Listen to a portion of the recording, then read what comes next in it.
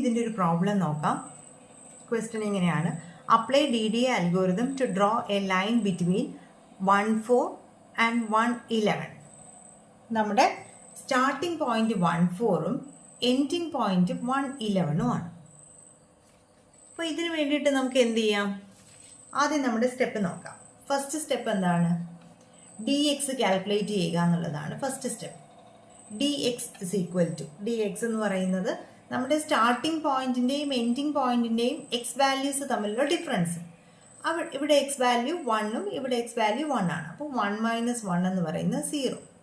അടുത്ത് നമുക്ക് കാൽക്കുലേറ്റ് ചെയ്യേണ്ടത് dy ആണ്. dy y2 - y1, അതായത് സ്റ്റാർട്ടിംഗ് എൻഡിങ് പോയിന്റുകളുടെ y വാല്യൂസ് തമ്മിലുള്ള ഡിഫറൻസ്. 11 - 4, ഇവിടെ 7 എന്ന് വരും. അപ്പോൾ dxും dyയും നമ്മൾ കാൽക്കുലേറ്റ് ചെയ്തു. ഇനി അടുത്ത് നമുക്ക് കാൽക്കുലേറ്റ് ചെയ്യേണ്ട സ്റ്റെപ്സ് ആണ്. സ്റ്റെപ്സ് എന്ന് പറയുന്നത്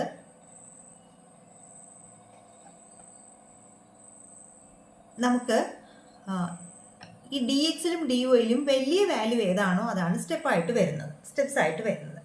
ഇവിടെ വലിയ വാല്യൂ 7 ആയതുകൊണ്ട് 7 നമ്മൾ സ്റ്റെപ്സ് ആയിട്ട് എടുക്കുന്നു. ഇനി അടുത്ത് എക്സ് ഇൻക്രിമെന്റ് കാൽക്കുലേറ്റ് ചെയ്യണം. എക്സ് ഇൻക്രിമെന്റ് എന്ന് പറയുന്നത് dx ഡിവൈഡഡ് ബൈ സ്റ്റെപ്സ് ആണ്. അപ്പോൾ ഇവിടെ dxന്റെ വാല്യൂ എത്രയാണ്? 0 ആണ്. 0 divide by 7 is equal to 0.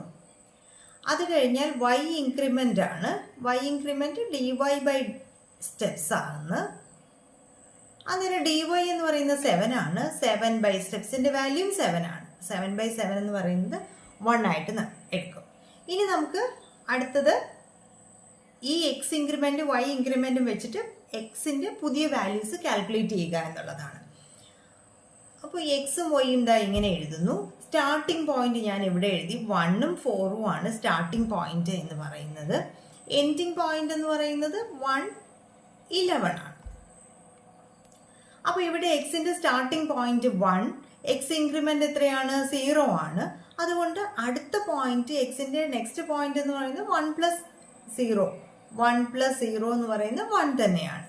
y increment എത്രയാണ്? 1 ആണ്. അപ്പോൾ വൈയുടെ അടുത്ത പോയിന്റ് ഈ 4 + 1, അതായത് 5 ആയിരിക്കും. ഇനി എക്സിന്റെ നെക്സ്റ്റ് പോയിന്റ് അത് വീണ്ടും 1 + 0 തന്നെയാണ്. അപ്പോൾ 1 തന്നെയാണ്.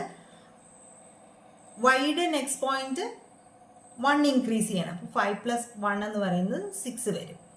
അടുത്ത എക്സ് സെയിം തന്നെയാണ്. എക്സിന് മാറ്റമൊന്നുമില്ല, കാരണം 0 ആണ് ഇൻക്രിമെന്റ്. y മാത്രം ഒരു വാല്യൂ വെച്ചിട്ട് ആഡ് ചെയ്ത് പോകുന്നു.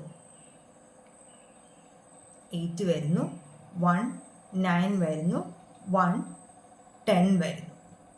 അടുത്ത നമ്മുടെ എൻഡിങ് പോയിന്റ് നമുക്ക് കിട്ടിക്കഴിഞ്ഞു. അടുത്ത എൻഡിങ് പോയിന്റ് 1,11, അത് പ്ലോട്ട് ചെയ്യുക. നമുക്ക് DDA അൽഗോരിതം യൂസ് ചെയ്തിട്ട് 1,4, 1,11 പോയിന്റുകൾക്കിടയിൽ നമ്മൾ ലൈൻ പ്ലോട്ട് ചെയ്തു.